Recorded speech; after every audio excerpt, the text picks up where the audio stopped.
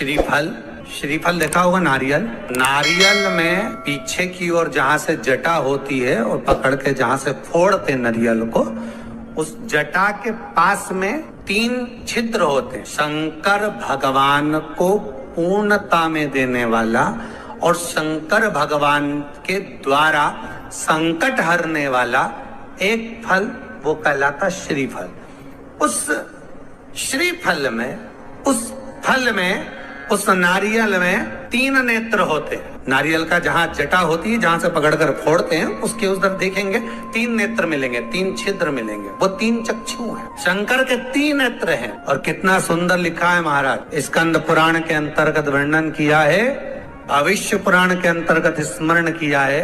जितने भाई बहन सुन रहे हैं बड़े ध्यान से सुनना महाराज। श्रीफल जो नारियल आप कलश पे रखते हो, जो नारियल आप मंदिर में ले जाते हो, पूजन करते हो, तो 3 चक्षु नारियल, 3 नेत्र वाला नारियल, अर्थात नारियल की जहाँ जटा होती है वहां उसके 3 नेत्र होते हैं। तो महाराज शिव पुराण कहती है, स्कंद पुराण कह रही है, तो उसको शुक्रवार पड़े, तो शुक्रवार वाले दिन उस नारियल को एक बेलपत्री के साथ में महाराज अंदर तिजोरी में या अलमारी में, या आपकी जहां बरकत होती है, दुकान का जहां व्यापार व्यवसाय चलता है, अलमारी होती है या गुल्लक होती है या तिजोरी होती है या अलमारी होती है, उसमें उसको रख दिया जाता है। और रखने के बाद में दूसरा दिन और शनिवार के दिन उसको निकाल लो, और निकालने के बाद उसको पूरे घर में घुमाने के बाद में श्री गणेश जी के मंदिर में, जो भी तुम्हारे घर में, तुम्हारे गांव में, तुम्हारे नगर में जो गणेश जी का मंदिर हो, उस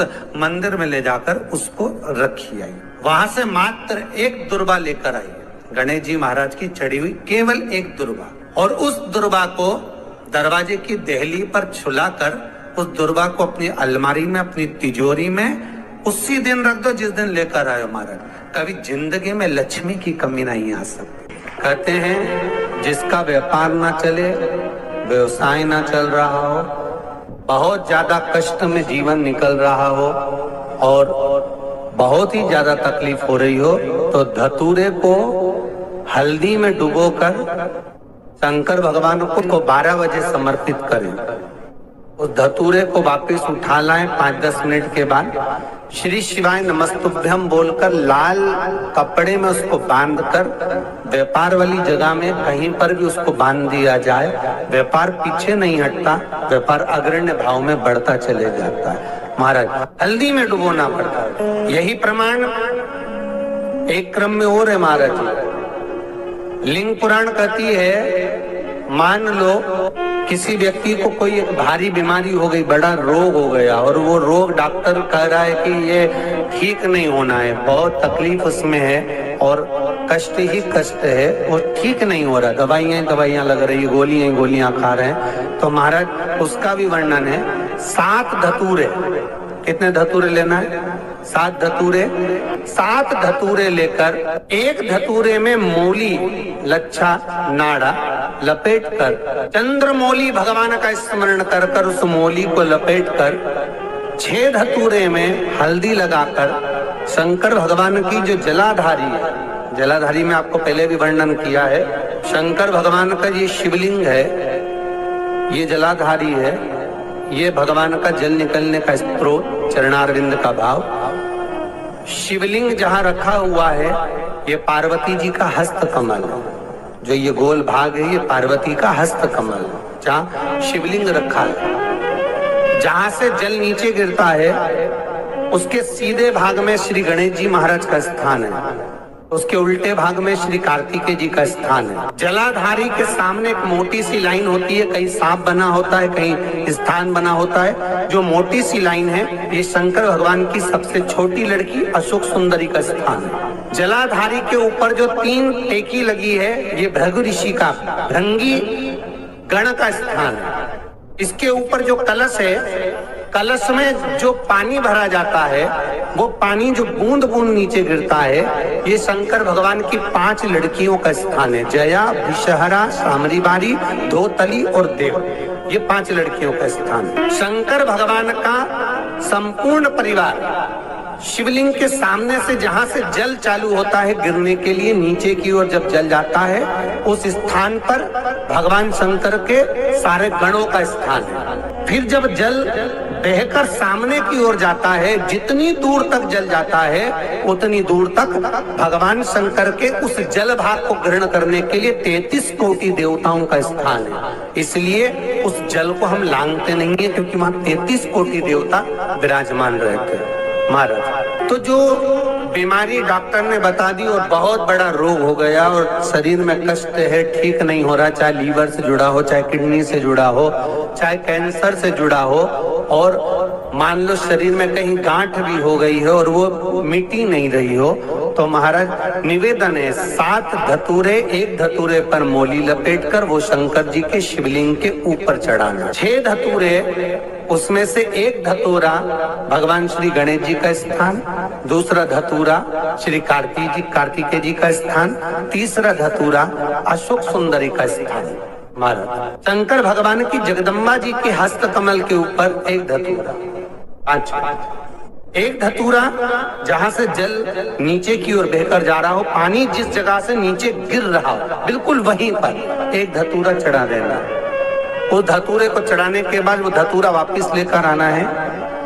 अवधूतेश्वर महादेव का नाम लेकर या चंपेश्वर महादेव का नाम लेकर उस धतूरे को जो बीमार व्यक्ति है उसका स्पर्श कराकर बेलपत्री के पेड़ के नीचे पटकवा देना है महाराज। धीरे धीरे रोग में आराम मिलना प्रारंभ हो जाता है, औषधियां धीरे धीरे समाप्त हो जाती हैं और व्यक्ति स्वस्थ हो जाता है। आज भी नियम है, जिस लड़के लड़की का विवाह नहीं हो रहा हो, शादी नहीं हो रही हो, बहुत परेशान हो गए, कहीं मंगल है, कहीं राहु है, कहीं केतु है, कहीं कालसर्प दोष है, कहीं कुछ है, बच्चे बच्ची का विवाह नहीं हो रहा, बार बार देखने आते हैं पर विवाह पक्का नहीं होता, कुछ ना करिए, चंदन की 3 बिंदियां और उस अशोक सुंदरी के स्थान पर आप कर लगवा दीजिए और उसी 3 बिंदी में से थोड़ा थोड़ा सा चंदन जहां पर लड़का लड़की सोते हैं उस कमरे में लगवा दीजिए। 6 महीने के अंदर विवाह पक्का हो जाता। अशोक सुंदरी, और अशोक सुंदरी का प्रमाण भी बड़ा सुंदर है। एक बात याद रखिए, अशोक सुंदरी के लिए बहुत सुंदर बात कही गई। जिसको काया का रोग हो जाता है, काया सफेद हो जाती है या चमड़ी सफेद पड़ने लगती है या काली पड़ने लगती है या नेत्रों के नीचे कालापन आ जाता है, उसके लिए भी अशोक सुंदरी का ही पूजन किया जाता है। अशोक सुंदरी, शंकर जी पे जल ना चढ़ा, नीचे लगाओ पात्र, और जहां अशोक सुंदरी वाली लाइन है, जिसकी आंखों में कालापन आ जाए, नेत्रों के नीचे कहीं सफेद चमड़ी पड़ जाए, कहीं चर्म रोग हो जाए और कहीं फुल्कियां शरीर की निकलने लगे, कहीं कोई भी शरीर का चर्म रोग हो, उसमें अशोक सुंदरी वाली जगह पर दूध और जल दोनों को चढ़ाया जाता है।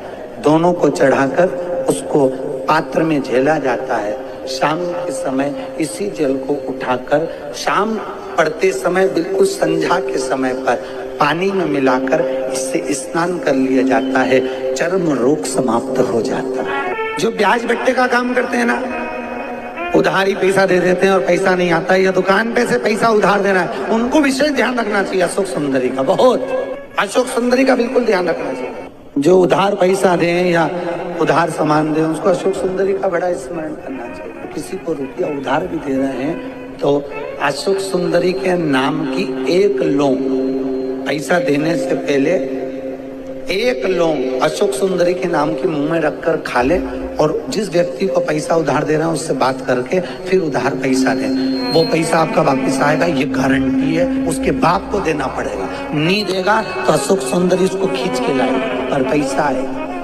ये अशोक सुंदरी का प्रमाण है। जिसकी पत्रिका में मंगल होता है, जिसकी राशि के अंतर्गत मंगल होता है और उसका विवाह नहीं हो रहा, या मंगल होने के कारण उसको तकलीफ आ रही है, या विवाह हो भी गया तो संबंध टूटने जैसा हो गया, कहीं कहीं अदालत में कार्रवाई चलने लगी, कहीं कहीं विवाद जैसी स्पर्धा उत्पन्न हो गई, कहीं कहीं विवाद सामने आ गया, तो उसको कुछ नहीं करना चाहिए। अगर बाजार जाए, अगर मूंगा किसी की अंगूठी में लगा हुआ हो या मूंगा कहीं कहीं उसके घर में पड़ा हो या मूंगे की माला पड़ी हुई हो, उस मूंगे का पानी, मूंगे को पानी में डाल दो और उसका पानी शंकर भगवान को मात्र 31 दिन तक लगातार चलाना प्रारंभ कर दे, अदालत में केस बंद हो जाएगा, पति पत्नी वापस एक जैसे हो जाएंगे, वापस जुड़ जाएंगे। और अगर विवाह नहीं हो रहा है तो मंगल राशि वाले का अगर विवाह भी नहीं हो रहा तो मंगल विवाह आनंद के साथ पूर्ण होगा। ज्यादा भटकना, बस 31 दिन तक मूंगे का पानी, जो मूंगा आप लोग अंगूठी में पहनते हो, हाथ में पहनते हो, माला पहनते हो, उसी मूंगे को पानी में डालकर उसका जल शंकर को चढ़ाना प्रारंभ कर दो। गौ माता के घी का बड़ा महत्व है जी, बहुत ध्यान देना। गौ माता के दूध से निर्मित, वो भी देसी गाय हो, आज के जमाने में देसी गाय भी मिलना मुश्किल है। देसी गाय के द्वारा निर्मित घी दरवाजे के बाहर, अगर तुम्हारे घर में बहुत अशांति हो रही है, क्लेश हो रहा है, घर में शांति नहीं है, तो गाय के घी की एक बिंदी भी अगर दरवाजे के बाहर मात्र अशोक सुंदरी वाली जगह पर घी को लगाकर उस हाथ की बिंदी को दरवाजे पर लगा दिया जाता है तो घर में से क्लेश समाप्त हो जाता है। जैसे कहते हैं ना, मेरे को अच्छा नहीं लग रहा, बेचैनी हो रही है, मुझे ऐसा लग रहा है कुछ बुरा होने वाला, घर में अशांति हो रही है, मन अच्छा नहीं लग रहा, मेरा रहने का मन नहीं कर रहा, बाहर निकलो तो अच्छा लगता है, घर में जाओ तो अच्छा नहीं लगता, व्यापार में काम अच्छा नहीं लग रहा, व्यापार अच्छा नहीं चल रहा, जिसके मन में लगता है कि मेरे मन से मुझे अच्छा नहीं लग रहा, मन में अशांति लग रही है, मन में अच्छा नहीं लग रहा, उसको देसी गाय का घी अशोक सुंदरी वाली जगह, अशोक सुंदरी वाली जगह जानते हो ना सब लोग, ये शिवलिंग समझ लेना जरा अच्छे से। शिवलिंग, ये गोल जो भाग है, ये माता पार्वती जी का स्थान, ये जो चरण है जहां से पानी बाहर बहता है, राइट भाग में गणेश जी, लेफ्ट में कार्तिकेय जी।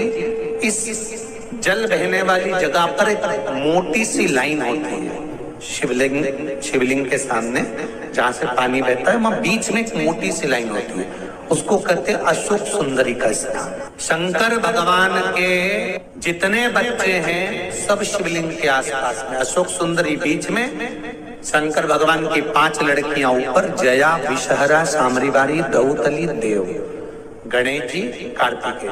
तो अशोक सुंदरी वाली जगह पर गौ माता के घी का लेपन करने के बाद उस बिंदी को अगर वर्ष में 2 या 3 बार लिया, अपने दरवाजे के बाहर मात्र बिंदी स्वरूप लगाएंगे, तुम्हारी पेंटिंग खराब नहीं होगी, जरा सी बिंदी लगा, घर की डिजाइन भी खराब नहीं होगी, मात्र एक उंगली लगा दी, टच कर दी, उतने से मन को आनंद की अनुभूति होती है। जिसको लग रहा हो कि मेरे मन को अच्छा नहीं लग रहा, बेचैनी हो रही है, वो आज भी कर देख लेना और पत्र लिख कर भेज देना, 7 दिन के अंदर बेचैनी बंद हुई कि नहीं हुई, मन को अच्छा लगना प्रारंभ हुआ कि नहीं। आज भी प्रमाण है, सोमेश्वर महादेव का नाम लेकर किसी के शरीर में कोई बीमारी हो गई है, चर्म रोग हो गया, चमड़ी सफेद पड़ गई हो, या काया में कोई ऐसा रोग हो गया कि फुकलियां निकलना चालू हो गई, या चर्म रोग हो गया, कुछ मत करिए, अलोनी गोबरी लीजिए, गोबरी मतलब कंडा, अलोना कंडा गाय पोटा करती है, वो सूखे हुए कंडे को लेकर जला लीजिए। जलाने के बाद में उस कंडे की राख को सफेद वस्त्र में ले लीजिए और ब्रह्म मुहूर्त में स्नान कर जाकर उस भस्म को शंकर भगवान पर जाकर सोमेश्वर महादेव का नाम लेकर चढ़ाइए। सोमेश्वर महादेव का नाम लेकर चढ़ाकर वीडियो को लाइक, शेयर एंड चैनल को सब्सक्राइब करें।